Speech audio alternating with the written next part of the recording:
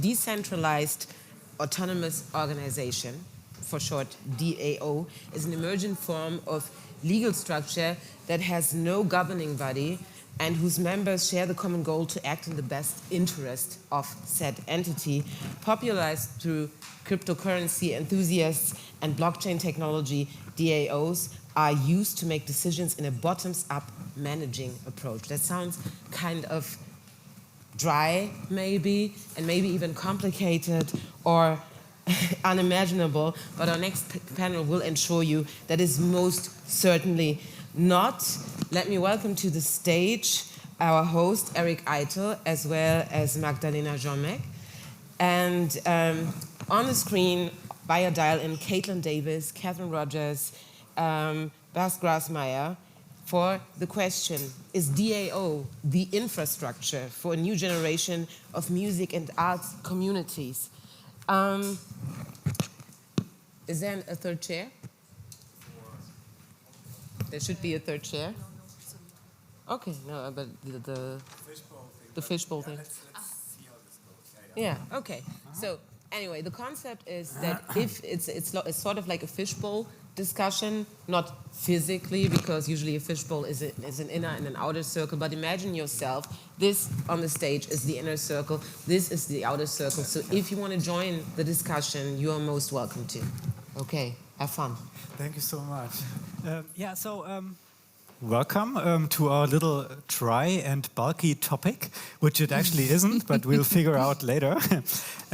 Let me quickly introduce you to our little group here. I start with Magdalena Ziomek, who is with me here on stage. She's founder and managing director of SmartDE, a cooperative of the self-employed. The cooperative has set itself the task of improving the working conditions of self-employed artists, and therefore for many musicians, I guess.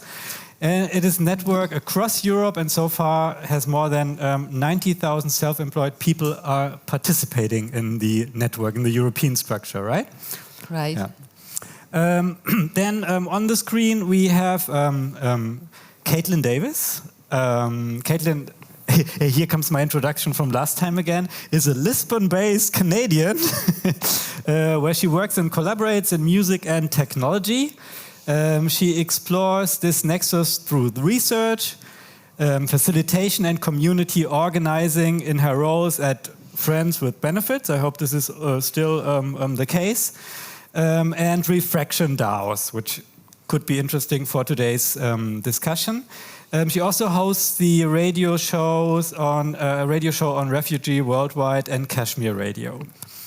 Then we have Bas. Hi, Bas. Bas Grasmayer is a strategist with a background in music and startups, specialized in new business models for digital music. So I quote, he's fascinated by innovation, culture, and society. And he's the community lead at Colors, super interesting organization, and founder also of Music X, which is more like a, let's say, music think tank, I guess. And last but not least, we have Catherine Rodgers. She's community lead at Water and Music, a research and intelligence network for the new music business. So far, everything correct, guys? Okay, fantastic. So, okay, let's start off. We only have 57 minutes left. So last time we met on this rather dry and bulky topic. I sat with Kaitlyn here, who is also joining us via... where are you, Kaitlyn, by the way? I'm in Lisbon now. Okay, so we sat together with Matt Dryhurst. I think many of you guys know him as well. In the Flutgraben on the occasion of Republika 22. Our task back then was to dream up a Web3 for music. So question was like, what if the Web3 with its automized decision-making processes and direct distribution and monetization channels could offer a real alternative to the current internet of monopolistic platforms and data silos? So back then our focus centered more on the, let's say, monetization and administration of things, and less on the community building aspect, which we will dig in a bit further today. So no worries, we're gonna catch up on the community aspect later on. So I'd say, so let's keep on dreaming without limits and with an eye on the technological developments that could make some of these dreams possible. So first of all, where are we now? Like in comparison to June this year, I think we've seen some dramatic changes on this whole Web3 thing. So since June, so the crypto winter continues. Everybody knows who has a crypto wallet, so it's really basically halved in value in average. The hype around NFTs is also over from my point of view. I mean, hype double underlined. I mean, I'm not saying NFTs are over, but and since they are also human-made, the DAOs we want to also talk about are accused of not delivering on the promise of being grassroots and fair. So this is where we stand. Like if I take a mainstream discourse, yeah. So when we talk about DAOs today, many think, including me, that they could play a big role in the societization of the music ecosystem. So I would like to take a step back now, and I also briefed Magdalena on that already, and want to talk about an older form or a more traditional form of cooperative frameworks. So they have been very long around, very positively connotated, at least in West Germany. So I'm talking about Genossenschaften, like the German co-op Genossenschaften concept. Magdalena here is a proven expert for Genossenschaften. So I'd like to turn on to you first. So what is a Genossenschaft and what role cooperatives such as Genossenschaften currently have in the music ecosystem? Hello everybody, and I'm really happy to be a dinosaur here to present you very old form of working together, which was probably, not probably, which was born also in Germany, and it was said we will cooperate with the people we can see from the tower of the church. So it will be the circle of the people we are cooperating. For the people coming from the Eastern Europe, like me, the word cooperative or spółdzielnia, how it was called in Poland, or LPG, maybe you know it. It was for the agrar industry. Of the time of the collapse of communism was connotated very, very badly. So this is maybe not that I was already saying. Maybe in the Western Europe we have a very good and positive image of the cooperative, but in the Eastern Europe we are still fighting with the heritage of the old times, and or there is a kind of attitude which is called nostalgia, so that we are missing the old good times of communistic regime, and everything was better than there, and there was also the cooperative which was there. The cooperative in our time, in Germany at least, because in other country, in other European country, in Spain or Italy, it is very, very popular and very easy form of building the first business which are connected to the working as a collective.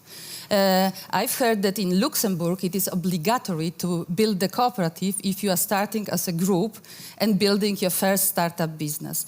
In Germany, the form of the cooperative is still very archaic and very administrative, complicated. And there is the reason why we built the cooperative for the freelancer for you, not to have the burdens of all the administrative struggles which are so typical for Germany, but to bring your collectives to our cooperative and enjoy the freedom inside. Okay. Yeah, thank you, Magdalena, for this first insight and your assessment about the role of cooperatives in Germany. So, in the music ecosystem. But so today we want to go a step further and talk about structures, platforms, and technological approaches that can make founding and maintaining cooperatives maybe even easier, more effective maybe, and perhaps more global. So, and plus we want to have a special or a deep look at the community building capabilities that are maybe inherent in DAOs, but later about the community building. First of all, does everybody know like the definition of a DAO in a nutshell? Or do you want me to read it out? What can be found on Wikipedia about DAOs? Yeah. Okay. Okay. So by definition, a decentralized autonomous organization, DAO, is an organization constructed by rules encoded as a computer program. So we also often talk about smart contracts in this context. That is often transparent, controlled by the organization's members, and not influenced by a central government. In general terms, DAOs are member-owned communities without centralized leadership. So first idea that I had, like when we thought about Genossenschaften, I mean the administrative part is very based on governmental rulings and regulations, right? So we are not only service, we are also community. Yeah. Okay. But as said, like we want to have a look into like the possibilities that we might see in DAO. So Kaitlyn, my DAO champ. Since you're from my point of view like a proven expert in this round, because you're basically also working in a DAO.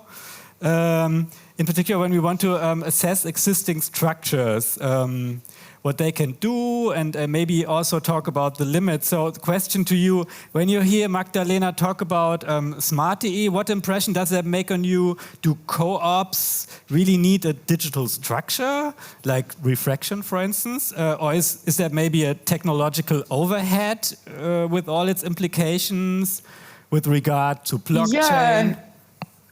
I mean, I guess I'll take a step back and say, like, I've been aware of Smart for a long time because I was based in Berlin before being in Lisbon. So I'm sort of aware of the structure, and especially knowing like the intricacies and oftentimes like challenges of being a freelancer in Germany. I really like appreciate the work that Smart is doing. And actually, kind of unrelated to this panel, but became related to this panel, there is somebody, his name is Austin Roby, who's sort of like a thinker in the DAO space as well. And he actually did recently plugged Smart on something he wrote about. And then I realized that Magdalena was also on this conversation. So it was nice timing because this was really just on the weekend that I was reading this. But Austin wrote this really amazing piece earlier this year for Friends with Benefits editorial platform, kind of comparing DAOs and co-ops, because, and I think it is just like a very important piece for anybody kind of getting into the space or in the space, because I think oftentimes we see with DAOs or people building in DAOs that they think that they're reinventing the wheel. And actually co-ops have existed for a long time.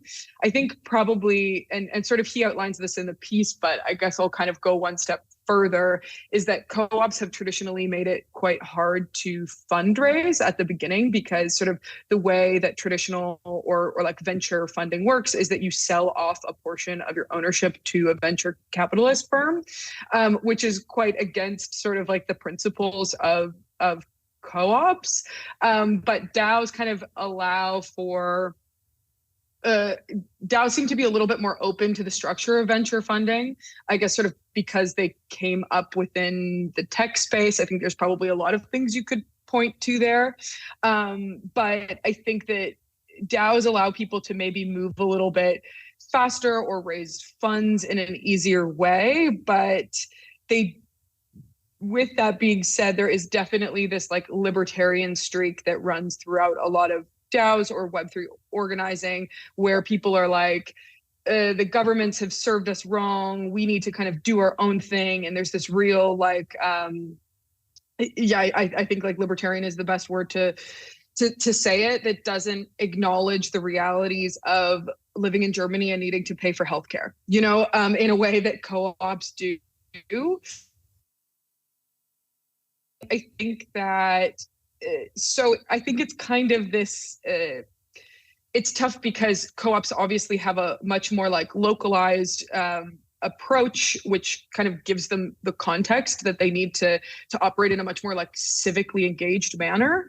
But because of that, and because of sort of where we're at with the internet, and especially with music communities, like I think now increasingly we're looking at translocal scenes, not local scenes.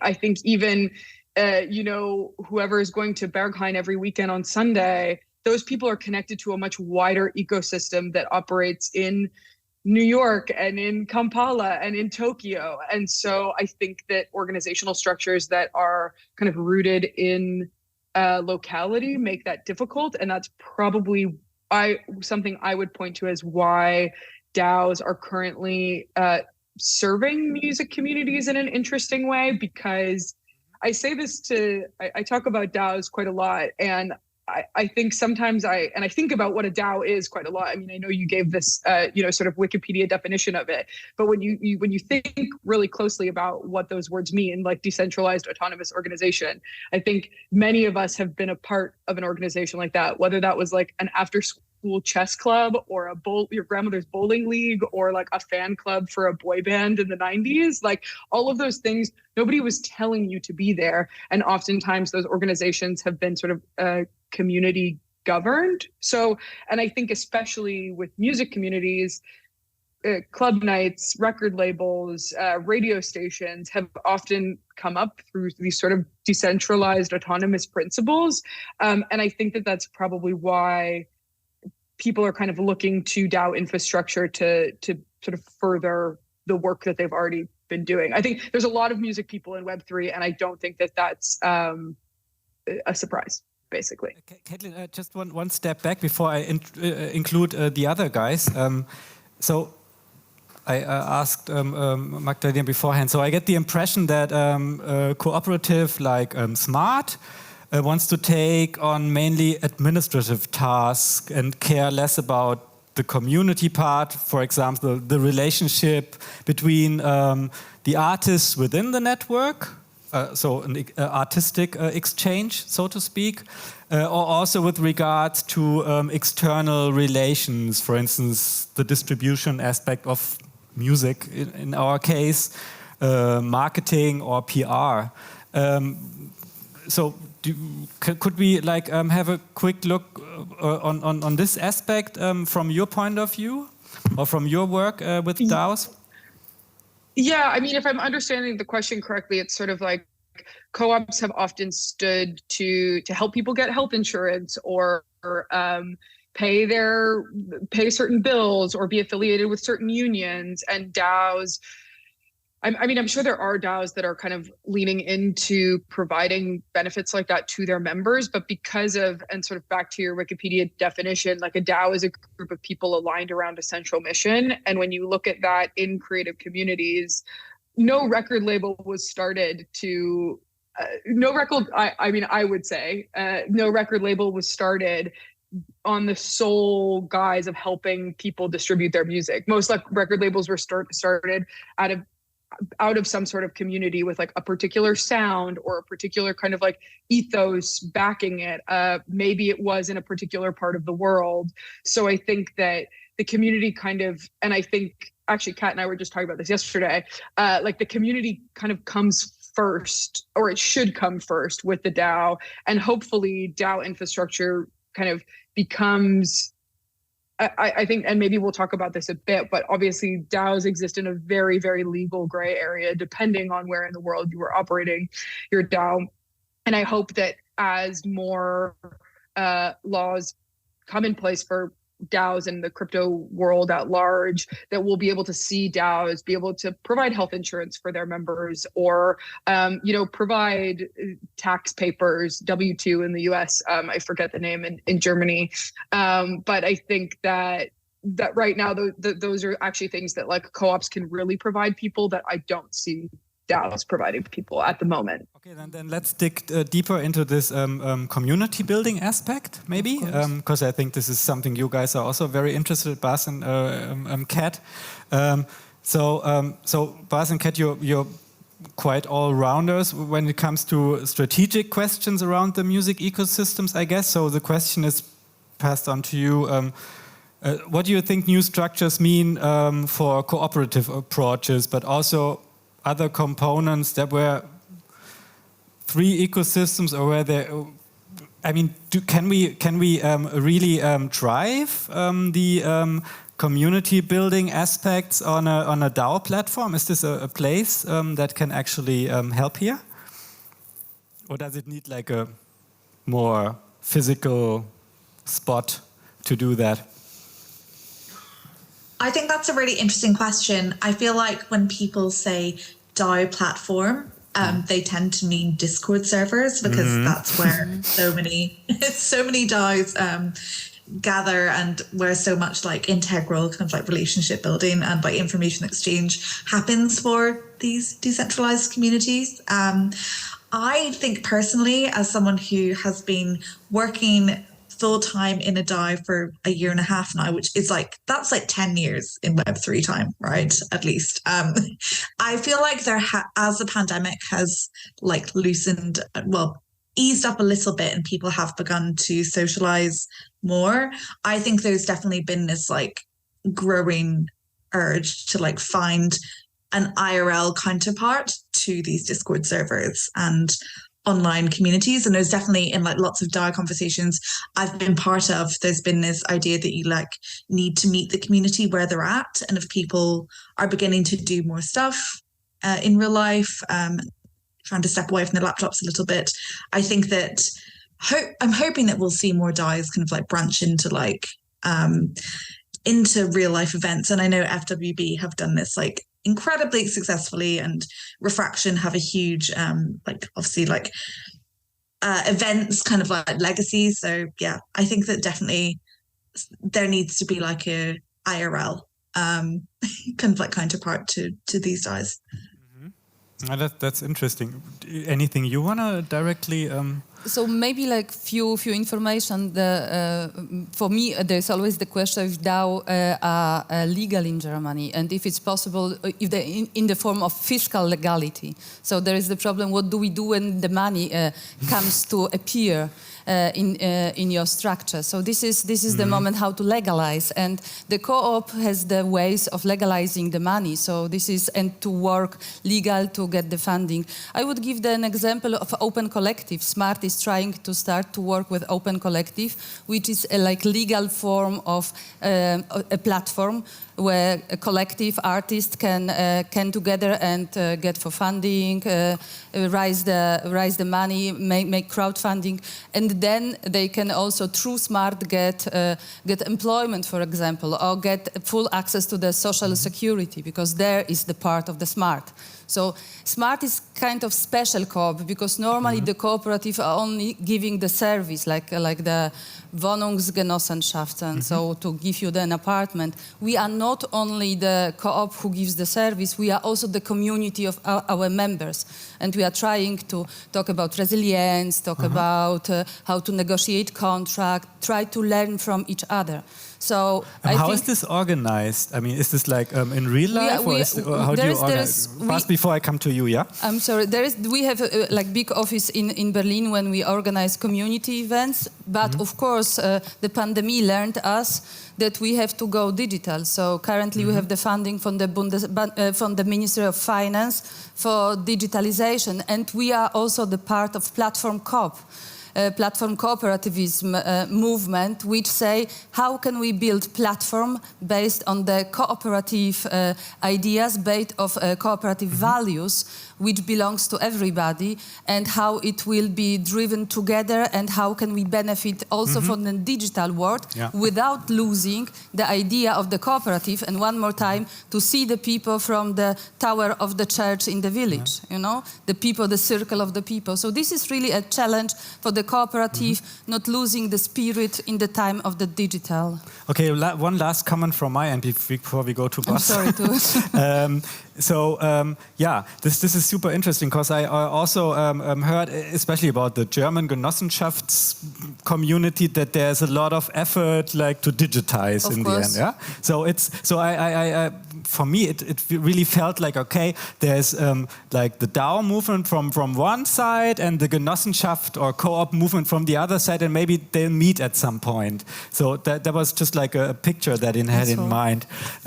But I want to go to Bas now and talk about or come back to the let's say artistic dimension of a DAO. So would you say it has the potential to also drive like the artistic exchange, or is this, or am I mistaken that I have the feeling the core let's say assets that are always dropped if we talk about DAOs? Or it's nice to automate decision processes, and obviously also to split shares or votes. So but how about from your point of view about the artistic dimension of community building? Is this like something you can elaborate? Really happy to be here virtually. I was going to be there in person, but I'm a little bit sick, so I'm at home with my fleece sweater, staying warm. And I'm hoping I'm going to be coherent here. So in terms of artistry, so for me, DAOs are technology-based concepts to make social coordination easier, and particularly sharing resources or having shared access to a certain resource. For me, that's really what it's for. I also think in terms of like the definition of DAO, I have like one caveat there, which is the definition of DAO that you used describes kind of where people want to get, which is like kind of a completely decentralized network where things are, the mission is like a meme. Everyone participates according to the meme. There's alignments and incentives in the form of like tokens, which are then kind of used for decentralized types of decision making and governance processes and stuff like that. But a lot of DAOs are not there quite yet, or rather they'll use the label DAO as they are moving towards it. So you will see a lot of DAOs, especially DAOs when they're kind of running short on resources, they'll have like more centralized types of teams and decision making, as well as like when they expand. But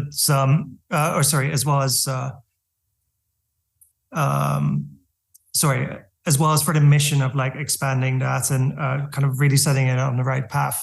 I know like, actually maybe all of the examples that we have here, including what I'm working on with colors, but also water and music is a good example of something that's like stewarded really well and has like kind of this progressive decentralization playbook. But like back to the question, for me, one of my favorite examples to answer your question is what I don't know, collective kind of experimentation collective called Song Camp is doing. Earlier this year, they brought together 80 people, 80 band members, they called them, to do a 6-week experiment of music creation. It turned out to be 8 weeks, but music creation that then would be released as NFTs. So this is 80 people who've never worked with each other before. I think 40-ish musicians, and then visual artists, developers, economists, strategists, project leads, people who are making podcasts, and they called themselves Chaos. So they took like one name for everyone. And at the very end of it, when they had all their music produced, they, first of all, it was like a safe container for experimentation, because the whole reason why Songcamp came about was because the founder, he was kind of unhappy with how, when he goes to songwriting camps, he ends up like really jamming with people making cool music, but he can never release it under his own artist brand. So here was like this big collective of artists, many of whom didn't know each other, working together for a few weeks, deciding upon the rules for how the value eventually generated should be split. And then at the very end of it, when they dropped a really phenomenal kind of NFT project, which I won't dive into much now, but like it raised hundreds of thousands of dollars on day one. Go on. This is exactly what I just to make it more tangible. Sound of. I mean, let me keep it at least to the point of kind of artistry and sharing resources. So when they dropped their NFT projects in the end, which included 45 songs with kind of unique generative artwork. Meaning there would be a potential of like 21,000 NFTs coming out of that. When they dropped that, they raised like hundreds of thousands of dollars worth of Ether, so the cryptocurrency, on the release day. And that was then automatically like split towards like all the contributors based on like various rules that they had put in place during that time. So back to like the original question, I think they managed to rally a whole bunch of musicians that maybe never worked, most of them never worked with each other, many of whom never even heard of each other, to like go work together on something, knowing that like automatically they're going to share and participate in the value being generated.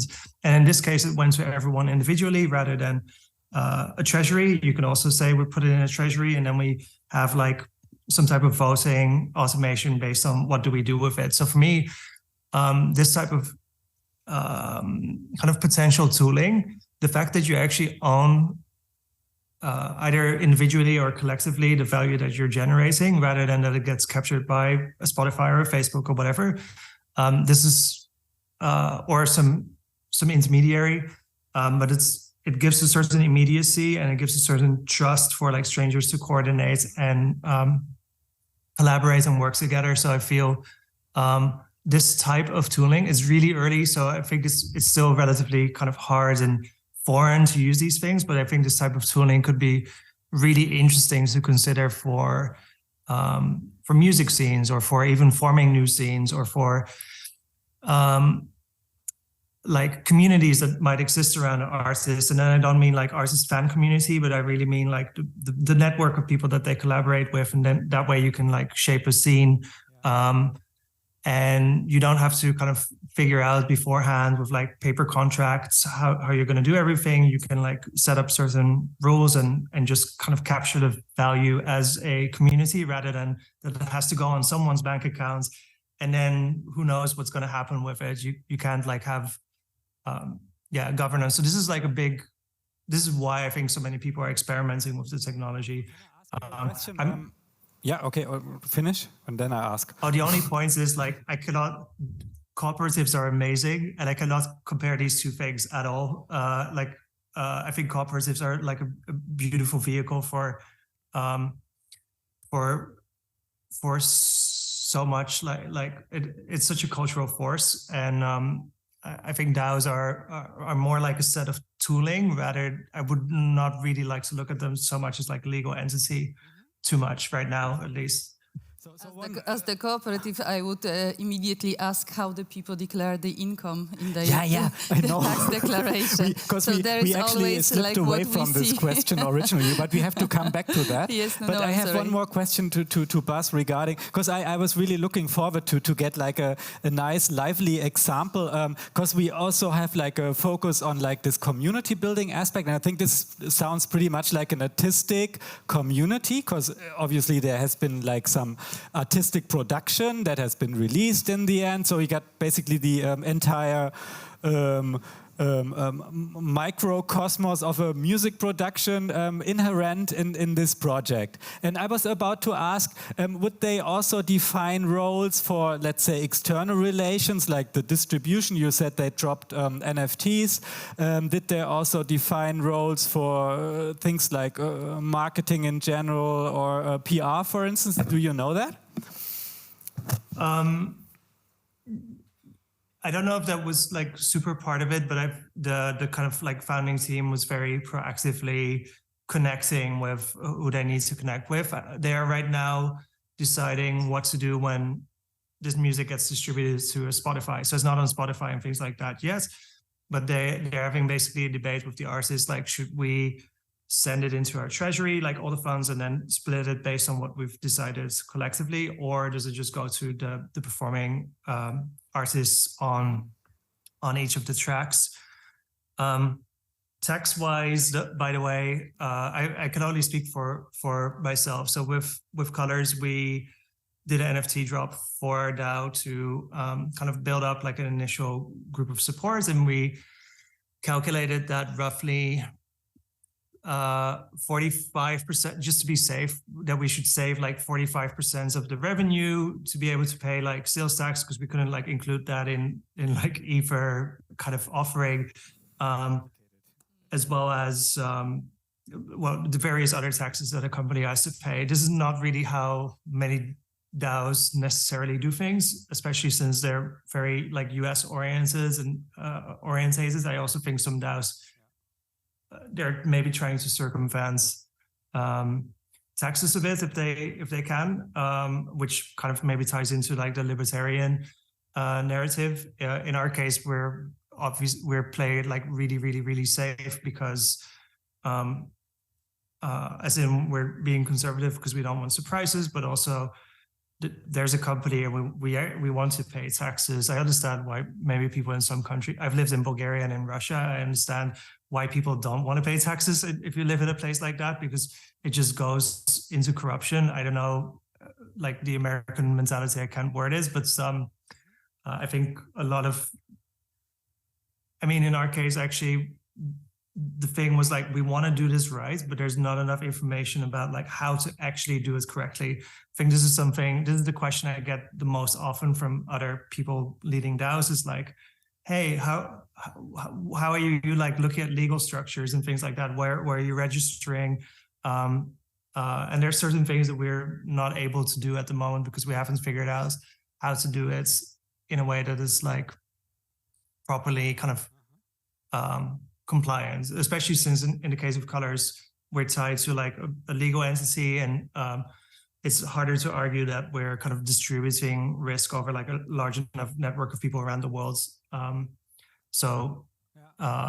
yeah, it's really every DAO handles this topic themselves. I feel like it could be like a whole other panel to go into like the legalities of the tax stuff, because it's something that many people talk about, and like there really are so many intricacies like based on where you are in the world, and where your members are in the world. I guess there was something, I'm really happy, Buzz, that you brought up Songcamp, because I always talk about it and it's such a like an amazing example. And I think it's also worth noting, and maybe correct me because Buzz, you're a little bit more involved with them, but like Songcamp itself is not a DAO, but some of their projects have formed DAOs. So Buzz just talked about this project called Chaos. There was one the season before, what was it called? And they did a DAO. Electra, yeah. And like Electra has a DAO. So I think it's worth saying that like a lot of people, I think, stick the acronym DAO at the end of their company name to raise money, but like a lot of the more like genuine projects are either like actually not DAOs, or they're using the tools and not being too like technologically determinist about them. There's this amazing collective in London called Soda with 2 A's. I'm going to forget what it stands for, but they are adamantly not a DAO. They're not against it, but they're kind of using the tools to explore what it would mean for a community to own a club in London. And they are using the principles of another type of organizing that has kind of started to come up called a DISCO, which is a distributed cooperative autonomous cooperative organization. Because I think there's been a lot of questions around, like, as Baz mentioned, a lot of us, we're all kind of involved in the DAO space, but I have yet to see a DAO that is truly decentralized and autonomous. And I think that there's a lot of questions, not again to bring it back to the libertarian thing, but like, is autonomy really what we need right now? In a lot of places in the world, arguably it's more about collaboration. So I really, if there are people interested in the concept of a DAO, but are maybe kind of turned off by those aspects of it, I would really recommend looking into Discos. It's like disco.coop is their website. And like, they're sort of like rooted in this like feminist economics. And it's a really cool sort of like alternative. And I think I really appreciated talking. I spoke with some of the Soda crew a few weeks ago,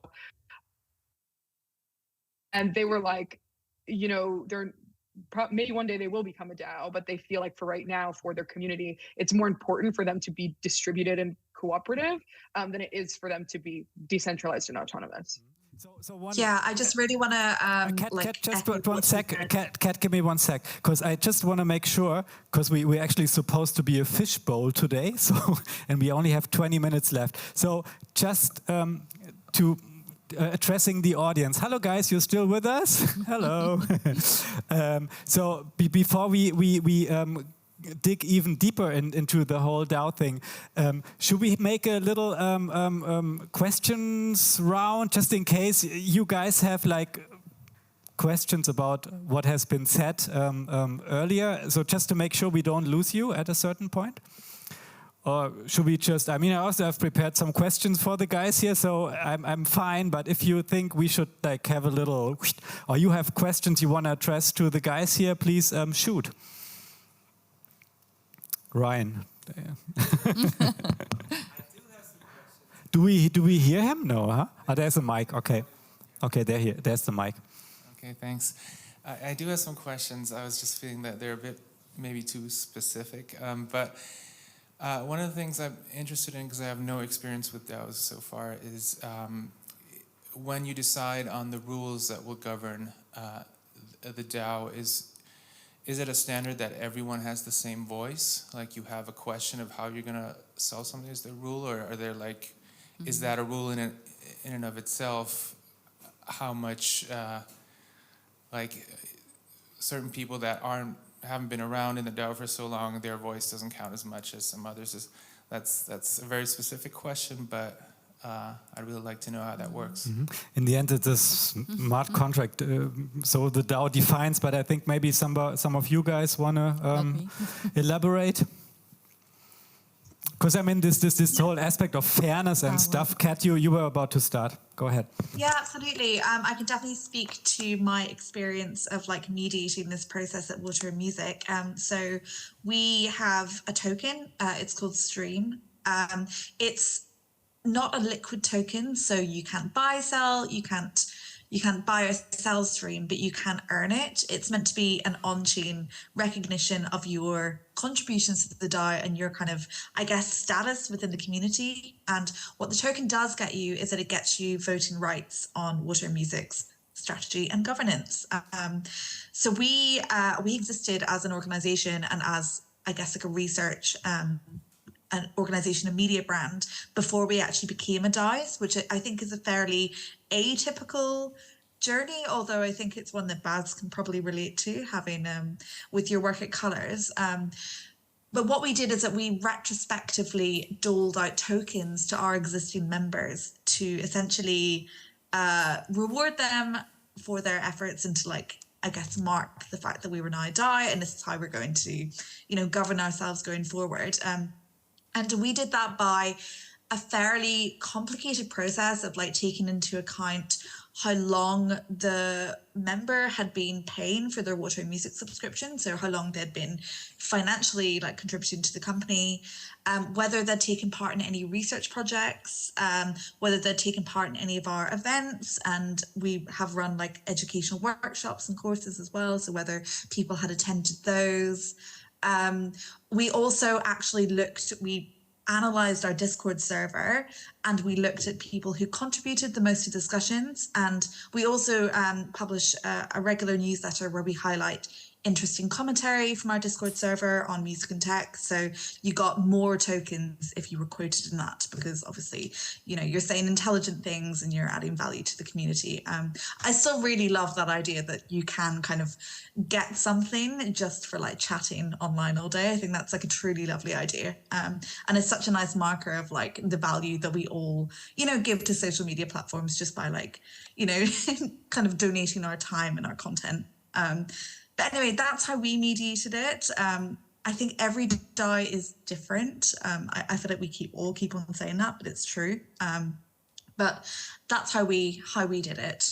So we retrospectively airdrop those tokens to all of our supporters, and then going forward, we issue them on a quarterly basis, usually using some kind of, like, I guess, like, version of that weighting. But I think one thing that's important to note is that, even like Kaitlyn said, that process was centralized ultimately. So the criteria was invented by the core team, and we essentially managed that process. And I think that's ultimately the main takeaway is, like, to be effective in any way operationally, there has to be, like, a certain layer of, like, centralized decision making, and I think that isn't necessarily at odds to, like, the DAO spirit. I think it's just it's necessary, really, to get things done. Does this answer your question, Ryan?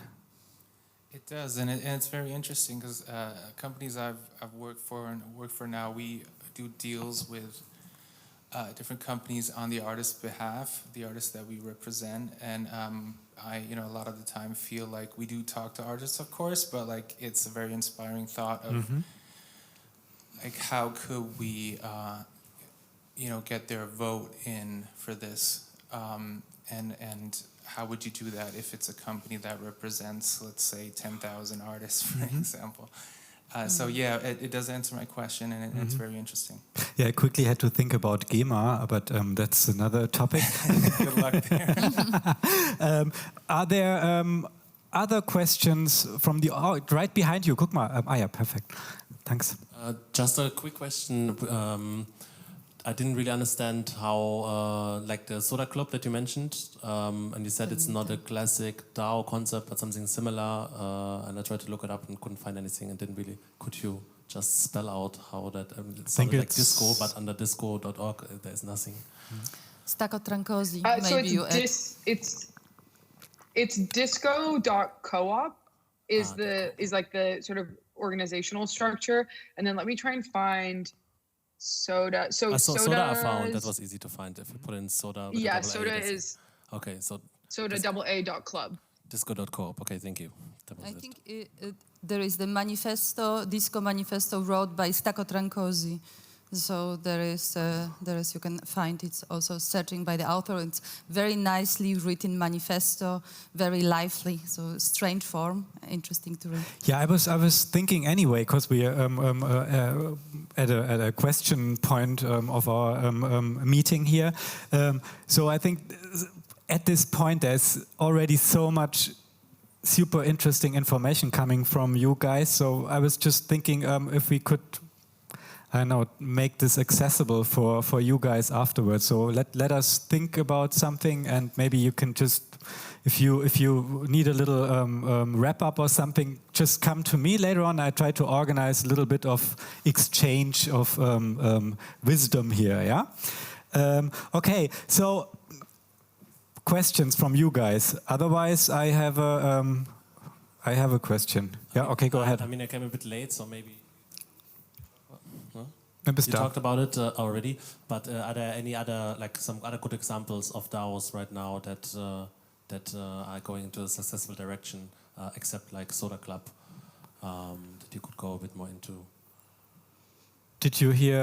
I mean, financial advice, but probably all of the DAOs that we are representing. So I work with and for a DAO called Refraction.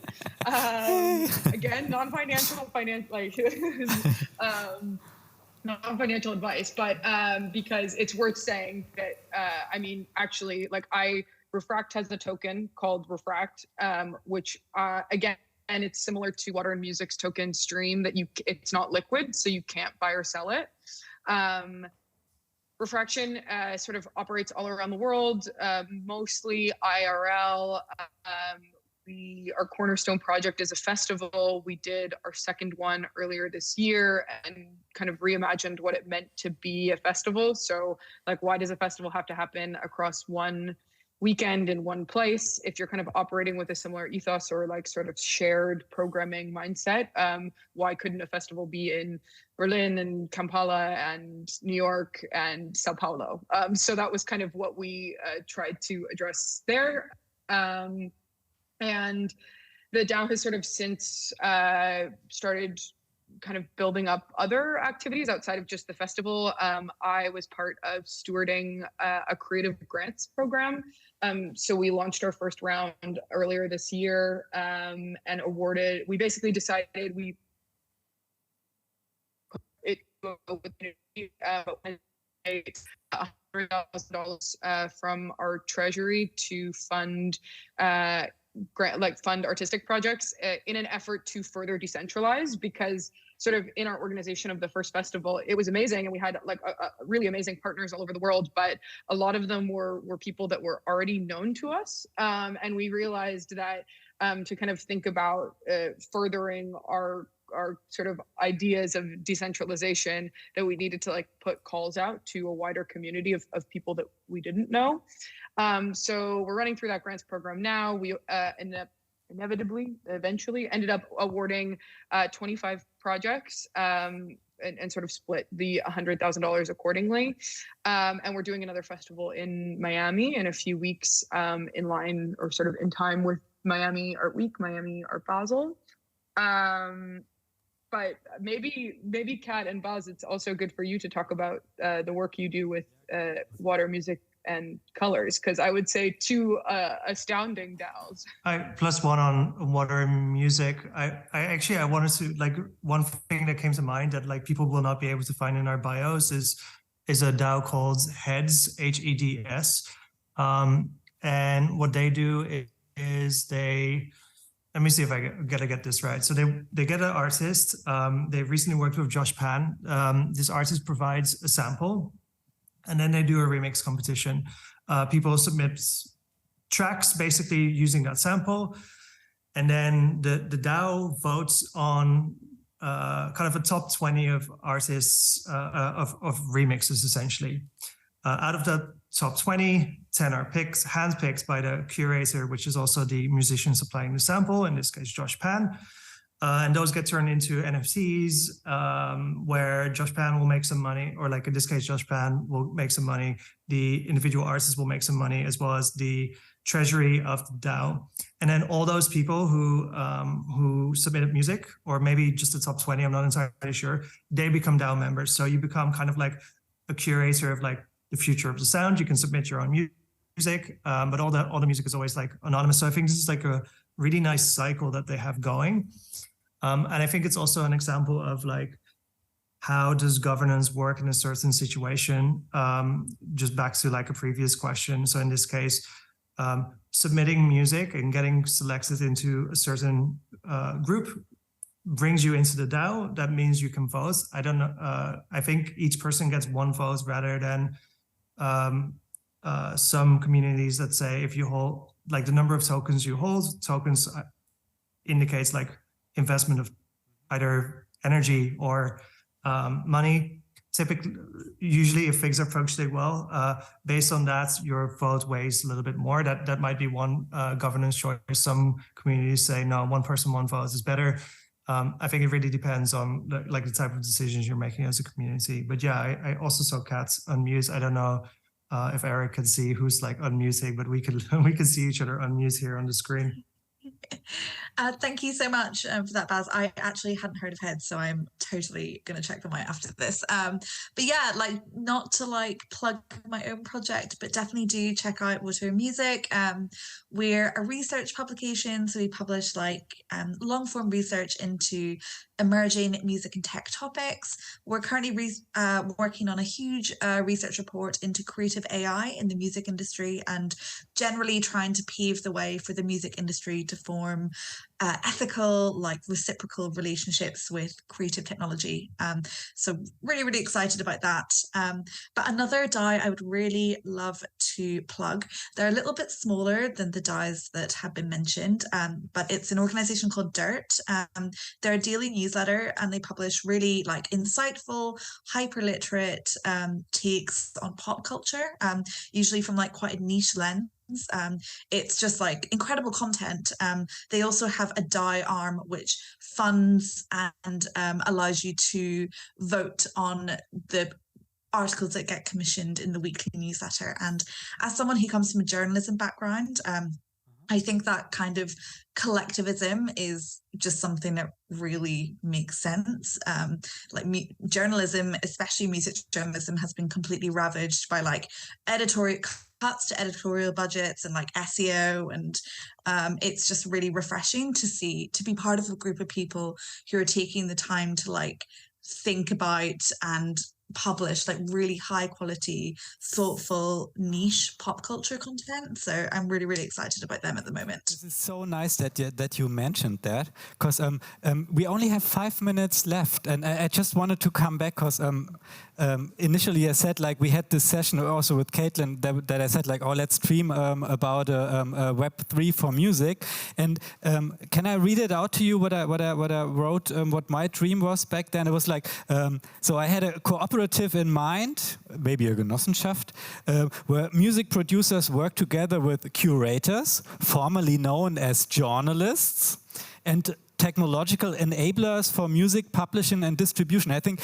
so. All the examples that you guys just dropped, and if I imagine like to get them together into like a little ecosystem bubble whatsoever, this could be exactly like this dream that I had in mind. So this was super inspiring so far. I have a question that is going to all of you guys, like for basically the end. I mean, we only have 4 minutes. Talking about what I earlier said about the crypto winter and about like scam and NFT crisis and let's say the Web3 crisis sort of, which I don't think it is really a crisis because there are wonderful things like DAOs, for instance. But how does this whole scenario affect the work of the DAOs you're collaborating with? Maybe like just a short statement, because I would like to have like an look into the future. Maybe, I don't know, do you want to start, Baz? Maybe I can start. Or you can start, yeah. So, because it's the crisis is of course there, but in the time of crisis, people are jumping on the cooperative idea. So, because we are together, and the idea of solidarity keeps us alive. So these times were for us as a cooperative quite good because we get a lot of new members and we see that it's really like a renaissance of the idea of the cooperative, and we see that the crisis times are the times of renaissance of the cooperatives. Okay. Should we just make a little round? Baz, do you want to go next? I mean, the only thing is like, so business models for DAOs are complicated, and I think like main source of revenue, you're trying to generate like what's called on-chain revenue, so that you can, that means like it's cryptocurrency based, and then you can subject it to all of these rules, especially if you don't have like a legal entity to support you. It's like, how does anyone want to put up their bank account to collect all the money, convert it into crypto, and then put it into the treasury? Seems like a lot of risk, a tax risk for like one person. So I think definitely treasuries are a lot tighter. A lot of organizations that previously had like a lot of kind of incentives and grants and things like that, that's like kind of not really happening that much, except for refraction, because we also applied for a refraction grant to do something with the colors community. But yeah, things are a bit tighter, and I think this also makes it a little bit harder. For example, in our own community, we have a lot of things that we would want to fund, but we cannot. And then people are like, then the amount of activity is very much kind of centralized to just a few people. It's not exactly centralized, but there's just less room for centralization if there's less resources. You still have like collective ownership of the outcomes, but the people that can actually afford to do the work that can be paid beforehand rather than afterwards, it's just going to be like a smaller amount. This is definitely, as I say, in Web3 terms, like really messing with the vibes a bit. But I think it also is really productive because you really get people that genuinely believe in the technology. They're there to do with it what it's there for, and not for like, you know, quick money-making schemes or scams and stuff like that. They're kind of... I always hear this word catharsis. Is this how you express it in English? But that it really like sort of have like the true believers and makers left in this process. Maybe interesting. Who wants to go first, Kat or Kaitlyn, for our little look into the future under the given circumstances? Kat, go. Yeah, I just wanted to say that I think Water Music is in the unique position of having, I guess, like a dual revenue stream, because we are funded both through like a very classic subscription model. You can sign up for Water Music and you can pay in dollars or euros, and it's just like, you know, your Spotify subscription. But we also have a treasury, which is consists of revenue from our NFT projects, which we tend to pay contributors from. I will say that lots of DAOs who hold their treasuries in ETH have just, you know, had their treasuries slashed, which is obviously really, really difficult. But I do think that Water Music has been like a little shielded from the, you know, effects of the bear market. I think the thing that's most concerning for me as a community lead is, as Baz said, that feeling of like people feeling a little more tentative about getting involved in DAOs, that like excitement and kind of fizziness that we felt in the market during the bull market is dying off a little bit. And I think people are very, very understandably like sensitive about precarity right now. And unfortunately, the reality of contributing to a DAO is that it is precarious work. And I think everyone who works in DAOs should really try and forge ahead and like inject some clarity and security into DAO work, because ultimately it does share some negative some of the same negative downsides as like the gig economy, and that's just like the reality of the space right now.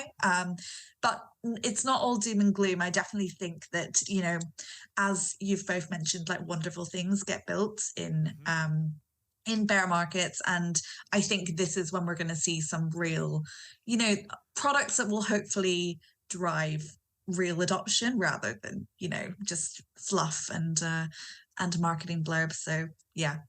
Excellent. Kat, quickie. Yeah, to that end, I mean, I think you saw maybe like late last year, earlier this year, a lot of white papers being drafted, a lot of like sort of projects coming out into the world. And, you know, 8 months later, it's like, haven't really heard from those people in a while, have I? Or like, haven't checked in on that Discord server in a while. And that's like, no hate. But like, I think that it's much, much harder to fundraise than it was like 6 to 8 months ago. And that inevitably has kind of changed the business models of a lot of people. But I think that, again, to kind of plus one to what Kat and Baz and what you've already said, like, I think for me, it's actually been a really interesting time, because I think a lot of the people who were in it purely for the speculation or purely for financial reasons have either maybe not left entirely, but they're sort of their motivations or their involvement has shifted. And it feels like to me right now, the people who are still like excited and building are like the people and projects that personally I was always interested in the first place, because it was about using the technology beyond the financialization of it. So yeah, it's definitely harder to build. And again, like Kat and Boz mentioned, like it makes the work a little bit more precarious and kind of resembles more of like a gig economy. I think that mentality was like kind of plaguing the space long before the bear market. There was a infamous tweet of somebody talking about what you were doing with your time after 8 p.m. And I think most of the people that I followed were like, I'm going to bed. Like I'm hanging out with my family and my dog, you know? Yeah. And I feel like that's like language or like an idea that really, really like, I feel like was super prevalent, you know, 5 to 10 years ago. And we kind of started to become a little bit more, at least in arts communities, a little bit more conscious of like paying people for their time and like solidarity and stuff like that. And I don't think that those things will go away. And I actually think that a sort of bear market, as Kat has mentioned, makes those community ties even stronger. Like to shout out another project that Kat's worked on, but there's definitely a lot of like emotional labor that goes into leading these communities. And Kat started this amazing Discord for like people working in community roles to just be like, how are you dealing with this? Like, what onboarding strategies are you finding working? Because it gets like lonely sitting behind your computer all the time. So. Hey guys, thank you so much. I think we are running out of time. I get like this thing here all the time. So, first of all, thank you so much, Bas, Kaitlyn, Kat, Magdalena. It was a fantastic, inspiring talk for me and hopefully also for you guys. Thanks for Most Wanted Music for having us here today. And as said, like if you guys want to approach me later, I can write down some email address. Maybe we can have a little, I don't know, shared doc where you can just put in some of your suggestions, put some links in there, and I think we are all set for the day. Once again, thank you very much. Have a wonderful evening and day, and Most Wanted Music. Thanks, guys. Thanks. Thank you so much. Thank you. Ciao. Thanks.